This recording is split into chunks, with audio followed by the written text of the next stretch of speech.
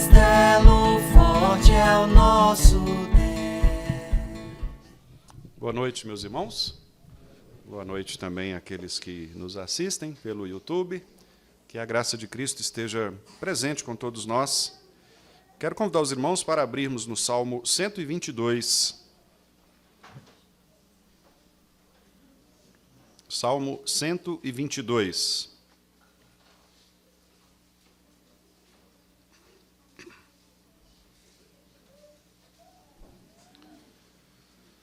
Meus irmãos, é inevitável, quando nós abrimos a palavra de Deus, que não observemos as repreensões do Senhor em relação ao nosso, às vezes, mau comportamento. É natural que, ao abrirmos a palavra de Deus, nós sejamos repreendidos, sejamos ensinados. Aliás, é por isso mesmo que a palavra de Deus foi escrita, não é? Paulo, escrevendo a Timóteo, disse que a palavra de Deus ela é toda poderosa, completamente poderosa, para nos repreender, corrigir, nos educar na justiça. Então, por esta razão, todas as vezes que nós abrimos a palavra do Senhor, nós somos, de algum modo, confrontados por ela. Não necessariamente porque nós estejamos praticando algum pecado, mas porque, quando nós abrimos a palavra, Deus fala conosco aos corações e, obviamente, Ele nos direciona no nosso caminho que devemos seguir.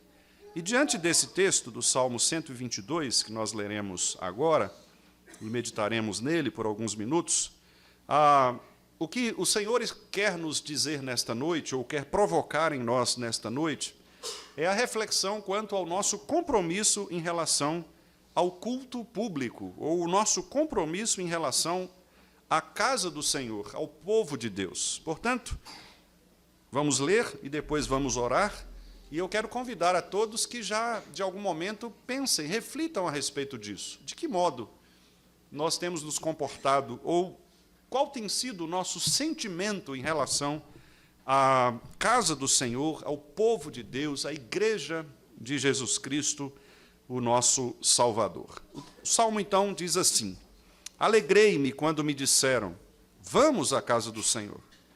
Pararam os nossos pés junto às portas, as tuas portas, ó Jerusalém. Jerusalém que estás construída como cidade compacta, para onde sobem as tribos do Senhor, como convém a Israel, para renderem graças ao nome do Senhor. Lá estão os tronos de justiça, os tronos da casa de Davi. Orai pela paz de Jerusalém. Sejam prósperos os que te amam. Reine paz dentro de teus muros e prosperidade nos teus palácios. Por amor dos meus irmãos e amigos, eu peço, haja paz em ti. Por amor da casa do Senhor, nosso Deus, buscarei o teu bem. Vamos orar. Obrigado, Senhor, porque a tua palavra sempre nos ensina. E mais uma vez nós te clamamos que ela venha nos ensinar nesta noite, para que diante deste texto, ó Pai, possamos, pela ação do teu Santo Espírito, avaliar os nossos corações, a fim, ó Deus, de mensurarmos o compromisso que temos para contigo e para com o teu povo, a igreja do Senhor. Que o Senhor, por tua misericórdia e graça, nos dê, ó Deus, uma reflexão profunda e sincera, para que, se porventura estivermos pecando contra o Senhor, sejamos rápidos, ó Deus, para nos arrependermos e buscarmos a tua face por misericórdia. E que o Senhor nos ajude para que cresçamos juntos, ó Pai, como povo do Senhor, nós que antes não éramos povo, mas que agora somos povo do Senhor. Antes não tínhamos alcançado misericórdia, mas agora alcançamos misericórdia pela tua graça. Que o Senhor, de fato, nos faça compreender o quão precioso é sermos agora nação santa, povo de propriedade exclusiva do Senhor, povo que foi chamado para anunciar as maravilhas do Senhor, que nos tirou das trevas para a tua maravilhosa luz. Obrigado, ó Deus, por tudo que o Senhor tem feito por nós, pelo teu povo, pela tua igreja, e que nós possamos, então, todos os dias, ó Deus, dispormos os nossos corações para adorarmos o Senhor sobre todas as coisas e fazermos isto de modo público com os nossos irmãos, de maneira, ó Deus, a proclamarmos a nossa unidade, de maneira, ó Deus, a proclamarmos que somos um povo, como cantamos aqui também nesta noite.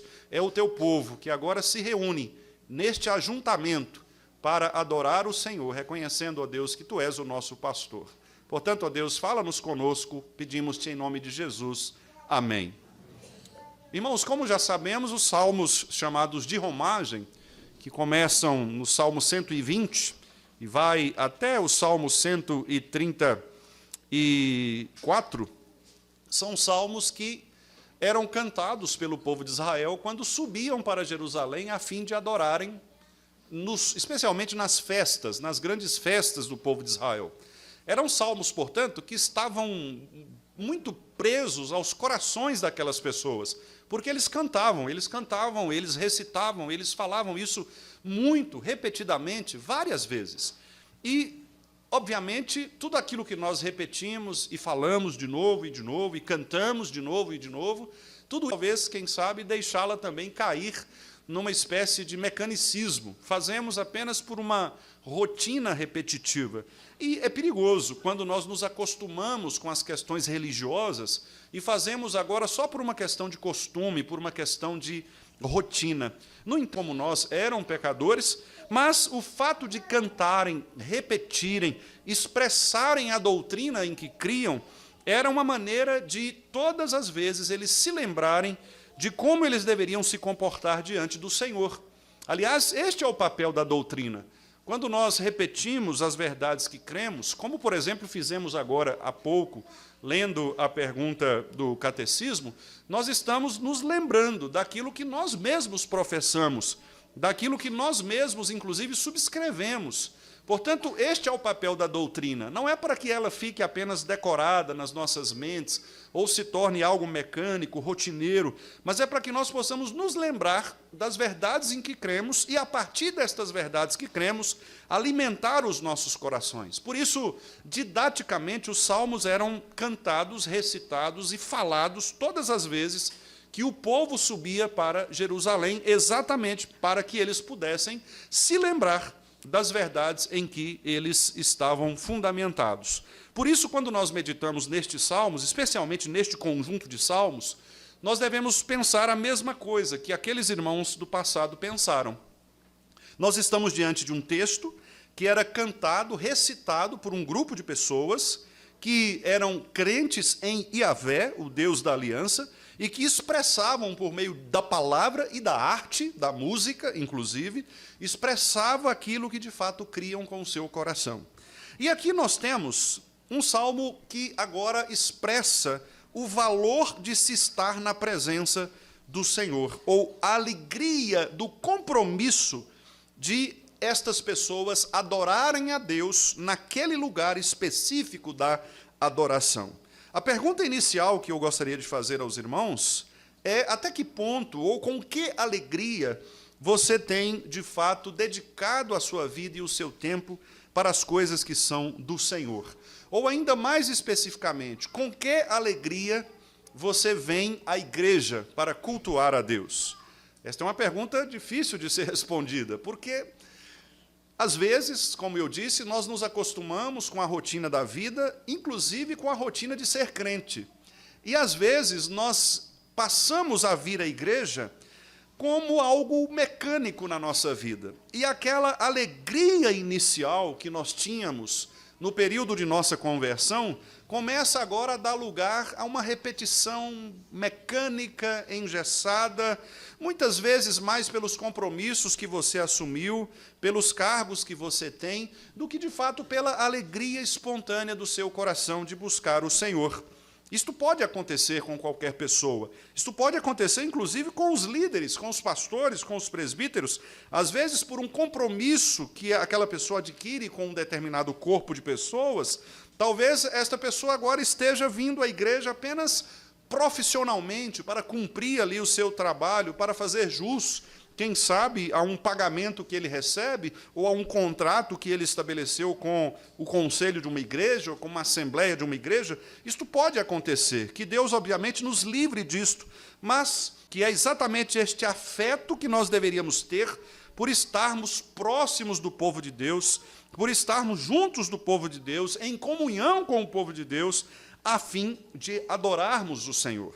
Portanto, é inevitável que nós façamos esta pergunta: com que alegria nós temos comparecido à Igreja de Cristo? Com que sentimento o nosso coração responde ao convite de se estar na presença do Senhor com o povo de Deus? Qual tem sido o seu compromisso? Qual tem sido o seu desempenho quanto ao fato de se estar e de se dirigir da sua casa para a igreja? Será que você tem vindo pesadamente, como uma rotina, mecanicamente, apenas para cumprir a sua escala de trabalho, a sua escala de atividades da igreja, ou mesmo para, quem sabe, não ser perturbado por aqueles irmãos que ficam perguntando a respeito da nossa ausência, e você está muito mais preocupado em dar satisfação às pessoas do que propriamente vir com o sentimento adequado, que é subir à casa do Senhor para se alegrar com o povo de Deus pela grande salvação que nós recebemos dele.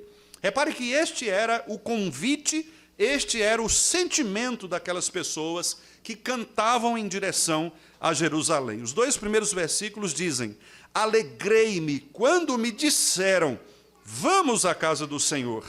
Pararam os nossos pés junto às tuas portas, ó Jerusalém. Aqui nós percebemos, irmãos, uma alegria compartilhada.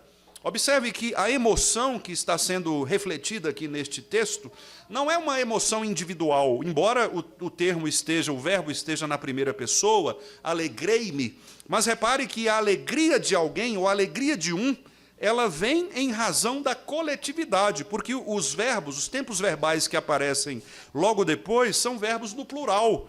Disseram e vamos. Pararam os nossos pés junto às tuas portas. Repare que o indivíduo, ele é convidado pela coletividade. O indivíduo que é quem diz, alegrei-me, é aquele que foi convidado por aqueles que disseram. Ou seja, um povo de Deus no plural, reunido, agora chama para subir a Jerusalém aquele indivíduo que também faz parte deste corpo e que precisa subir juntamente, coletivamente com estas pessoas. Este é o culto público que nós oferecemos a Deus. E é por isso que eu tenho insistido com os irmãos que, no momento em que nós estamos na igreja, nós não devemos nos comportar. Quando nós estamos aqui juntos, nós somos um povo. Aliás, em qualquer momento, não apenas aqui, mesmo quando estamos separados uns dos outros, nós somos um povo. Mas aqui dentro, quando nós realizamos o culto público ao Senhor, nós somos ainda mais um povo. Por isso que nós nos alimentamos de uma mesma palavra, por isso que nós nos alimentamos dos mesmos elementos, da mesa do Senhor, por isso que há unidade de propósito. Quando nós cantamos, quando nós oramos, quando nós ouvimos, fazemos isto coletivamente. E repare que é esta coletividade que, de fato, dá à igreja do Senhor esta marca preponderante de ser um povo invencível. Um povo que combate exatamente a idolatria, a falsidade dos deuses, como era no passado, como era naquela época. Todas as tribos subiam, observe o versículo 4, para onde sobem as tribos do Senhor, repare agora, como convém a Israel. Portanto, você percebe aqui uma unidade, uma coletividade, um único propósito. Pessoas que se unem de diversas tribos, nós poderíamos aqui, quem sabe, metaforicamente, pensar nas famílias. Nós temos aqui diversas famílias, essas famílias sobem para a casa do Senhor, chamados, convocados pelo próprio Senhor, para que venham na presença dele adorarem, e estas famílias agora, como convém a Israel, o povo de Deus, sobem para se juntarem num único corpo, na coletividade, para assim expressarem o seu louvor ao Senhor. Como diz o final do versículo 4, para renderem graças ao nome do Senhor. Então, nestes primeiros versículos, nós percebemos aqui esta alegria compartilhada, esta emoção, que não é apenas individual, mas ela surge de uma coletividade, de uma unidade, de um propósito coletivo, de uma igreja, que, aliás, contrasta com a frieza contemporânea que nós temos nos nossos dias. com esta ideia de que alguém pode ser crente fora da igreja, de que a igreja ela é opcional, ela é dispensável. Meus irmãos, este é um pecado, é um perigo que nós estamos enfrentando.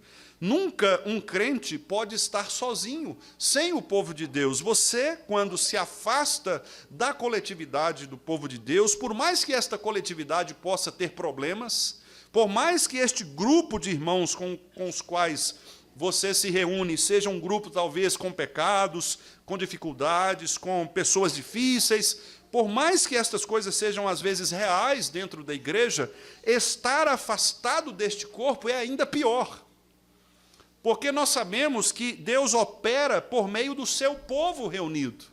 Deus faz milagres e dispensa a sua palavra no meio do seu povo. Os nossos símbolos de fé, como o Catecismo Maior, por exemplo, afirmam que quando a palavra de Deus ela é pregada publicamente, Deus fala de um modo especial. O que significa dizer que o poder da igreja reunida e de Cristo passando pelas igrejas, como nós vemos em Apocalipse, faz com que o povo de Deus reunido se torne mais operante, mais eficaz no que diz respeito ao crescimento na fé do que alguém individualmente no seu propósito. É bom que nós tenhamos propósitos individuais enquanto crentes. É bom que você faça resoluções, que você tome decisões pessoais, individuais, na sua vida, na sua carreira cristã. Mas você nunca deve tomar essas decisões, fazer estes compromissos à parte da igreja do Senhor. Se você se distancia da igreja de Deus, você se torna frio. E a sua frieza faz com que você cometa os mais diversos abusos contra a própria igreja e contra o Senhor Jesus Cristo, pecando, inclusive, contra a própria unidade, contra a própria firmeza da igreja, que, aliás, são afirmadas exatamente nos versículos 3 a 5. Observe que nos versículos 3 a 5, o salmista e o povo canta agora a beleza de Jerusalém. Jerusalém que estás construída. Observe que o verbo, ele é um verbo que não está aqui num tempo, não está indicando aqui uma qualidade de Jerusalém, ele não está dizendo para nós que Jerusalém está construída, mas ele está cantando para Jerusalém. Jerusalém aqui é um vocativo, ele está chamando Jerusalém, dizendo: Jerusalém, tu estás construída como cidade compacta. É uma poesia em favor, é uma ode a Jerusalém, um elogio a Jerusalém, uma música que reflete a alegria de alguém de louvar a sua. Jerusalém, você é estável, você está construída como cidade compacta. O que significa dizer que esta cidade é uma cidade compacta? Significa aqui, meus irmãos, comunhão, estabilidade. Alguns irmãos, algumas irmãs têm dito: pastor, aqui embaixo a gente fica tudo grudadinho no outro, né? A gente fica tudo assim apertadinho. Lá em cima fica afastado, aqui a gente está o quê? Compacto, não é? Nós estamos compactados, está todo mundo pertinho aqui. O que transmite a ideia de quê? A ideia de proximidade, de unidade, de compartilhamento. Quando você está num espaço maior e uma pessoa senta lá no fundo, outra senta no meio, outra senta na frente, fica espalhado, não é? Mas quando você está num lugar ali apertadinho, você precisa se ajustar, e está todo mundo ali um do lado do outro. A ideia do Salmo é exatamente esta. A cidade de Deus, Jerusalém, é um lugar estável, é um lugar em que há comunhão, porque as pessoas estão compactadas.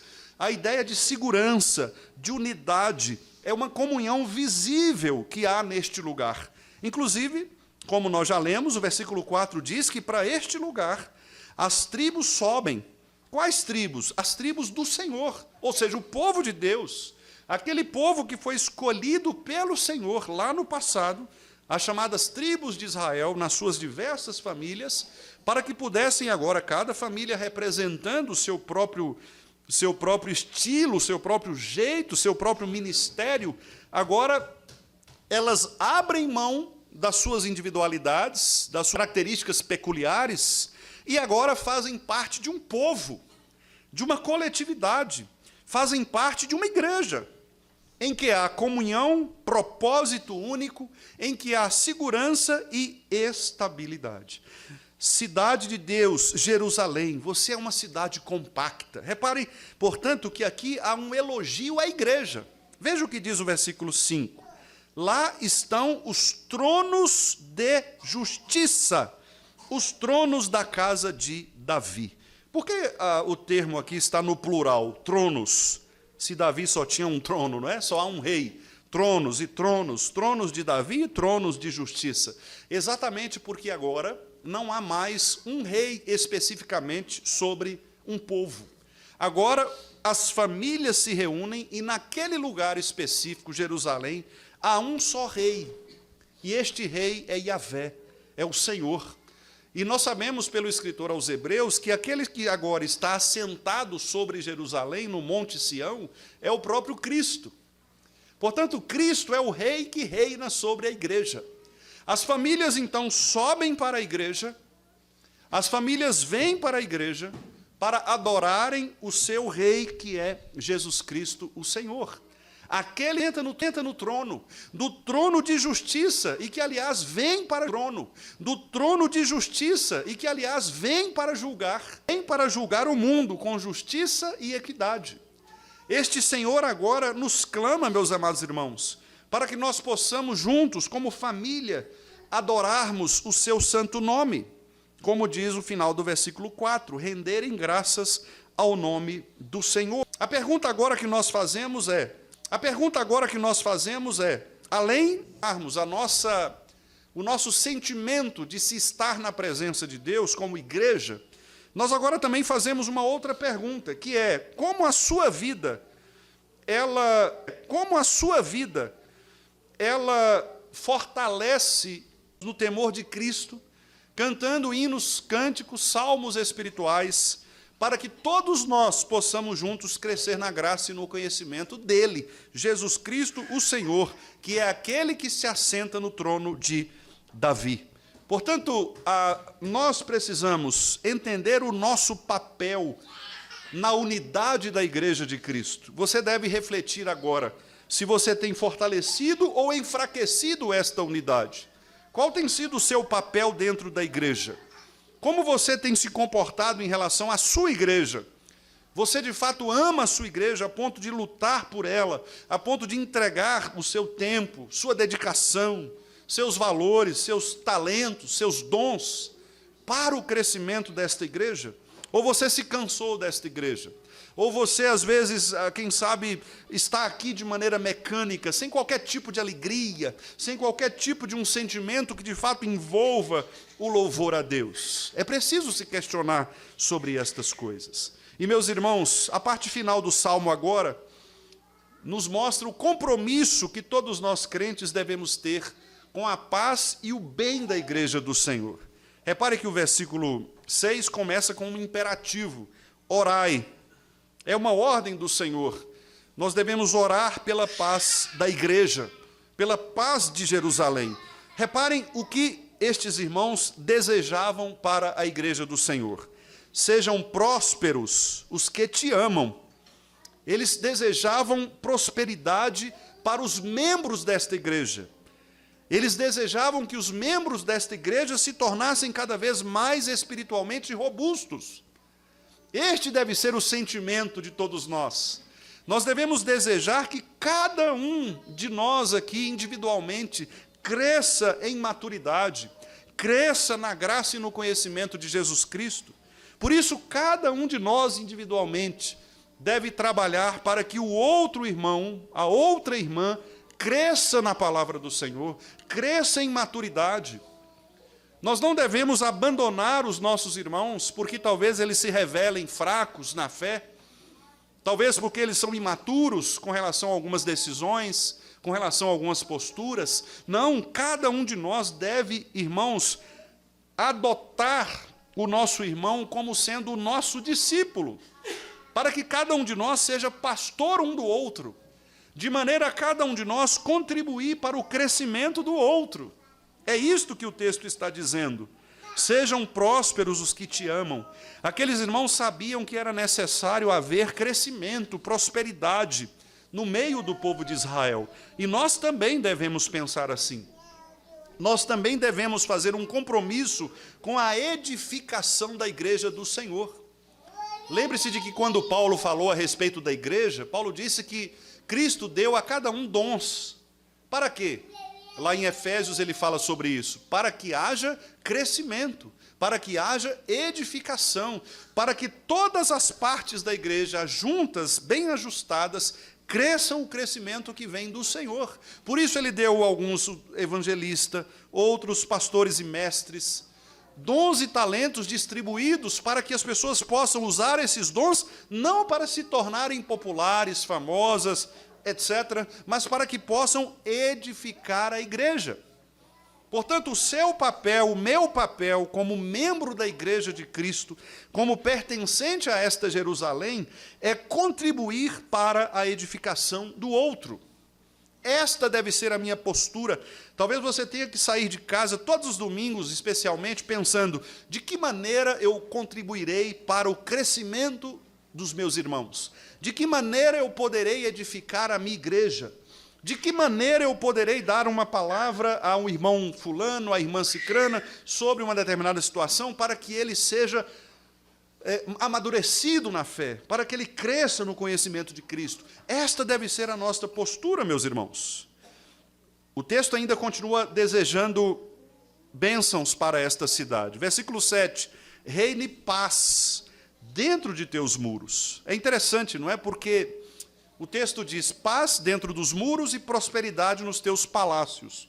Obviamente, não que o povo não devesse desejar o bem para aqueles que estavam fora de Israel, mas é interessante como que o Salmo diz paz dentro de teus muros, ou prosperidade nos teus palácios. Ele não se refere a outras nações, embora nós somos também instruídos pela Bíblia a orarmos por todas as nações, mas aqui neste caso há uma singularidade importante. Eles estavam subindo para o culto a Deus.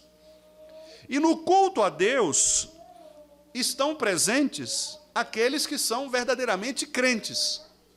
Portanto, a ideia aqui dentro dos muros e nos teus palácios é uma ideia para que, de fato, haja paz e prosperidade na igreja de Cristo, que é o lugar utilizado por Deus para que a luz do Senhor Jesus Cristo se torne refletida para o mundo. Se nós, povo de Deus, igreja do Senhor, não somos capazes de viver em paz, em unidade, em comunhão, se nós, igreja do Senhor, não somos capazes de usar os nossos recursos e talentos para a edificação, para a prosperidade, meus irmãos, quem fará isso por nós? Quem fará isso por nós? Aliás, esta foi uma crítica do apóstolo Paulo à igreja de Corinto, porque algumas pessoas em Corinto estavam levando irmãos na justiça comum. E a repreensão de Paulo foi a seguinte: olha, será que não há ninguém entre vocês que seja maduro, que seja crente, que seja sábio, para julgar essa questão? Será que é preciso você levar isso para um tribunal de ímpios? Paulo fica extremamente perplexo, porque naquela igreja não havia crente maduro o suficiente para resolver uma demanda entre dois irmãos. Imagine isto. Imagine que dois dos nossos irmãos estejam brigados entre si e nós não temos condições, não há ninguém com maturidade espiritual para unir esses irmãos novamente, para fazê-los pedir perdão um ao outro, para reconciliá-los. Imagine que tristeza.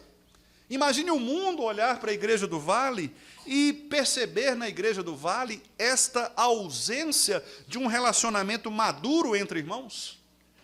Por isso, o salmista entende que Israel, como sendo o lugar da luz de Deus, que deveria refletir a partir dali, ele entende, olha, primeiramente, cuide de vocês, que haja dentro da igreja paz, que haja dentro da igreja prosperidade. E isto é reforçado pelo versículo 8, quando ele diz, por amor dos meus irmãos e amigos eu peço, haja paz em ti. Repare que aqui agora o salmista faz com que aqueles irmãos entoem um hino à paz, um hino a esta prosperidade, esta pacificação da igreja. Meus irmãos, infelizmente há igrejas por aí que são igrejas extremamente bélicas, beligerantes, igrejas em que as pessoas vivem brigando umas com as outras. O famoso pé de guerra. As pessoas não conseguem conviver. Família A contra família B. Há igrejas que são governadas por famílias, e aí uma família não comporta a outra família, e essas famílias brigam entre si, se tornam partidárias em relação ao pastor. Então, o pastor ele precisa se adequar a uma família, e como ele precisa manter o emprego dele, ele geralmente fica com aquela parte maior, não é? Porque se ele ficar com a parte menor, ele é demitido. E há riscos gravíssimos. Isso não é uma coisa, infelizmente, incomum, muito pelo contrário. Nós temos vários e vários relatos de igrejas assim, em que os irmãos não conversam uns com os outros, em que os irmãos passam uns pelos outros e sequer dizem boa tarde, boa noite, bom dia, porque são brigados entre famílias, há rixas entre famílias. Meus irmãos, repare que a doutrina ensinada aqui é uma doutrina da pacificação. Não aquela pacificação por uma tolerância politicamente correta, não é? Que, infelizmente, o mundo nos ensina, que é simplesmente ficar de boa com as pessoas para não ofendê-las, mesmo que você não concorde com os princípios delas. Não é disso que nós estamos falando, não é dessa tolerância contemporânea, mas aqui nós estamos falando de uma paz real, de uma paz que vem por uma fonte real, que é Jesus Cristo, o Senhor. Deixo-vos a minha paz, e a minha paz vos dou, não vou-la dou como o mundo dá.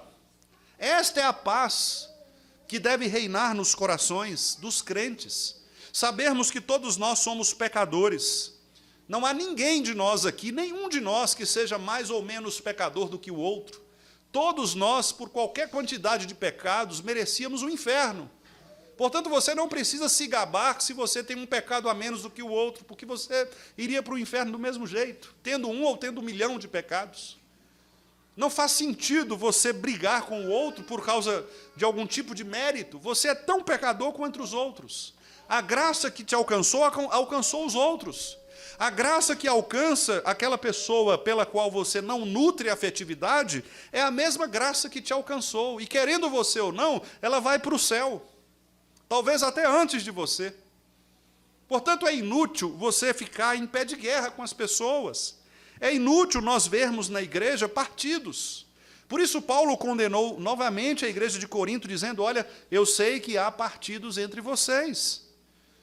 Eu sei que vocês preferem um e outro a outro, mas não é assim que deve ser.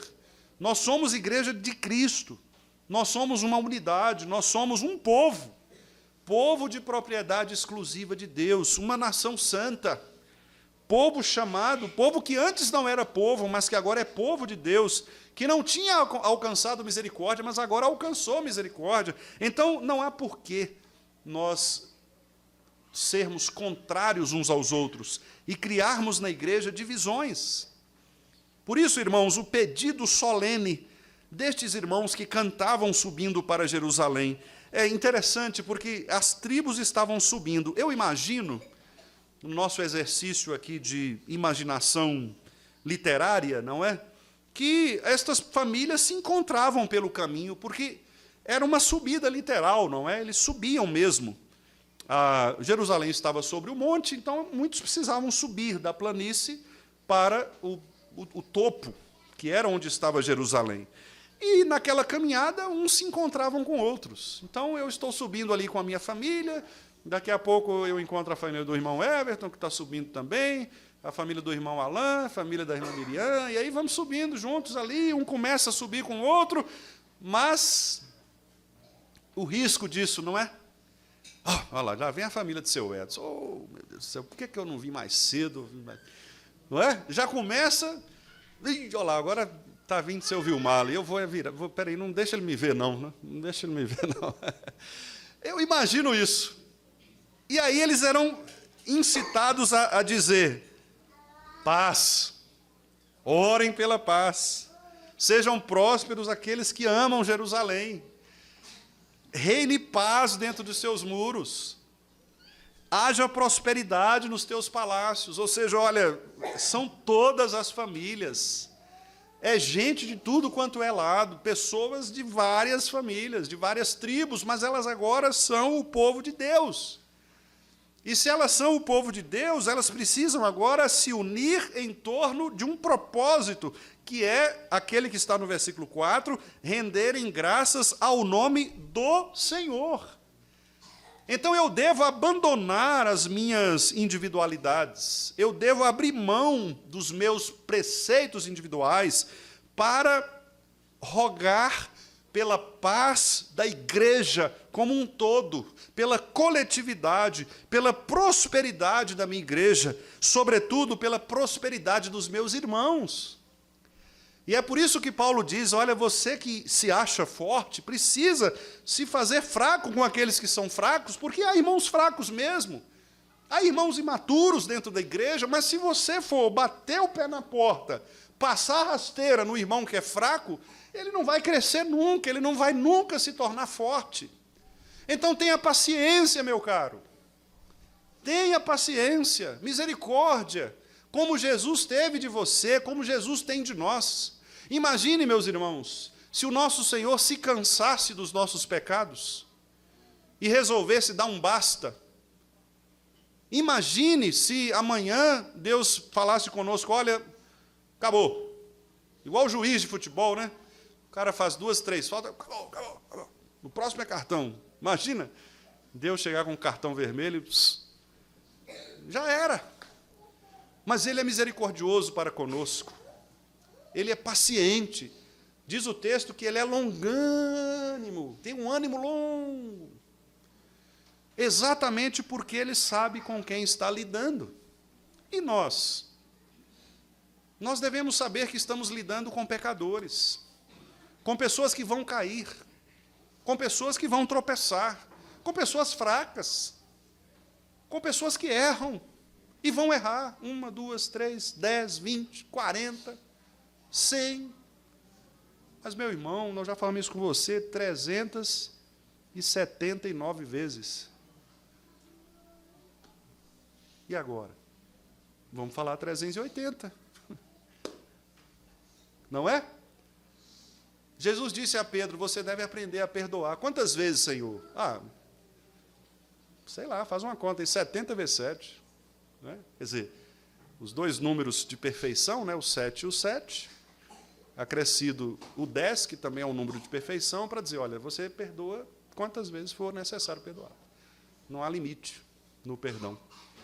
Não há limite. Então, este era o sentimento com o qual aqueles irmãos subiam para Jerusalém.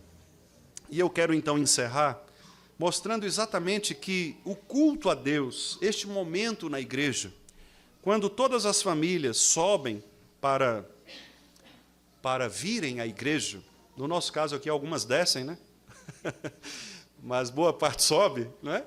Quando as famílias sobem para virem à igreja, com que sentimento nós estamos chegando aqui?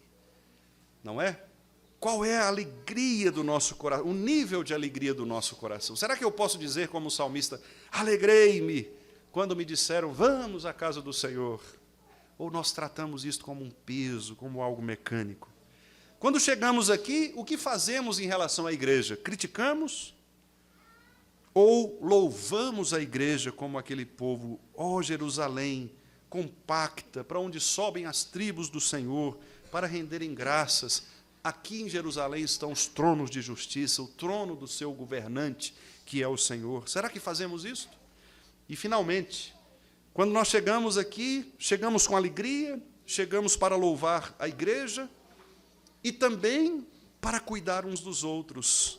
Haja paz em ti, sejam prósperos os que te amam, sejam prósperos os teus palácios, haja paz em ti. E, meus irmãos, eu quero fechar então com o versículo 9, no qual o salmista diz: por amor da casa do Senhor nosso Deus, buscarei o teu bem.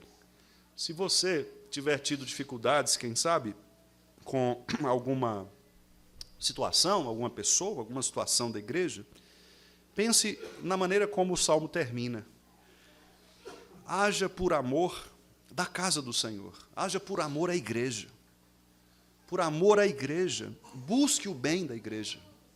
Busque o bem dessa cidade, essa cidade santa que nos recebe neste lugar, para que possamos, neste lugar, agradar o Senhor.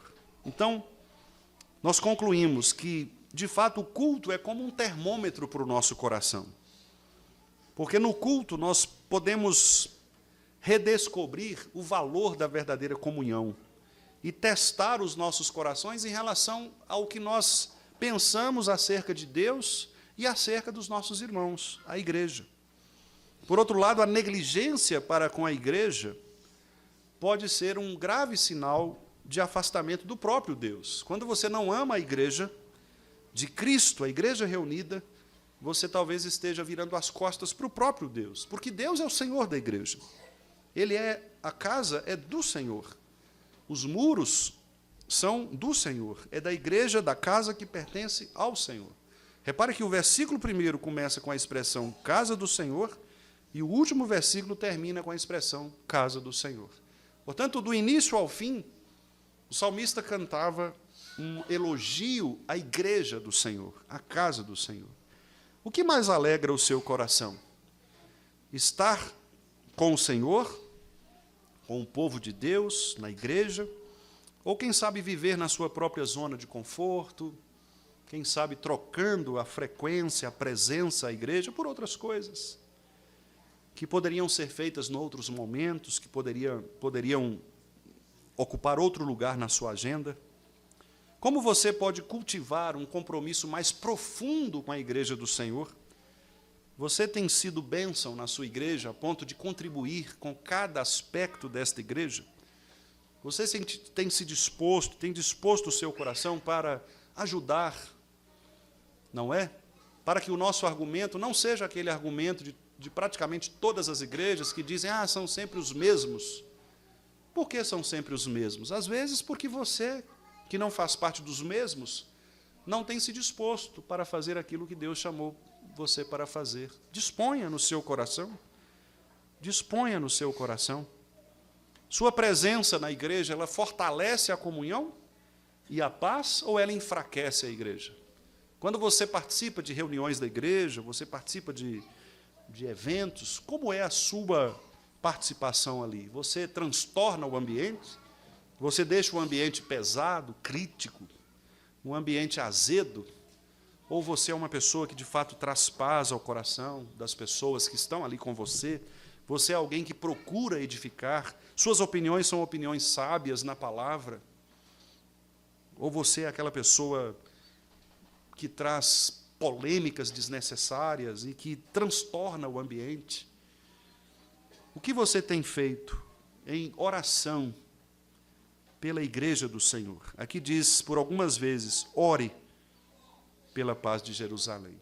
Que assim seja, meus amados irmãos, e que nós possamos ter o amor, um verdadeiro e genuíno amor para com a igreja de Cristo Jesus. E que nós sejamos pessoas que, de fato, se comprometam mais e mais com uma vida coletiva, uma vida comunitária, que a nossa comunhão não seja apenas uma comunhão formal, mecânica, de um rol de membros, mas que a nossa comunhão seja de fato e de verdade. Que nós nos preocupemos em orar uns pelos outros, que nós nos preocupemos em edificar uns aos outros, com palavras de amor, com palavras sábias, pensando 2, 3, 4, 10 vezes antes de abrir a nossa boca e falar besteira. Que o Senhor nos dê graça para que possamos ser bênção na vida das pessoas. Este deve ser o desejo da igreja de Cristo. Esse deve ser o desejo do nosso coração. Que Ele, então, nos abençoe no nome de Jesus. Nós vamos participar, meus irmãos, da ceia do Senhor.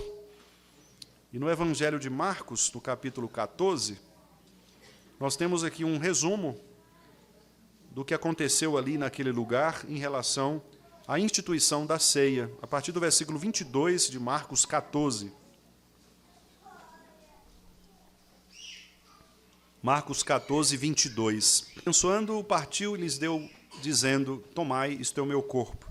A seguir tomou Jesus um cálice e, tendo dado graças, o deu aos seus discípulos, e todos beberam dele.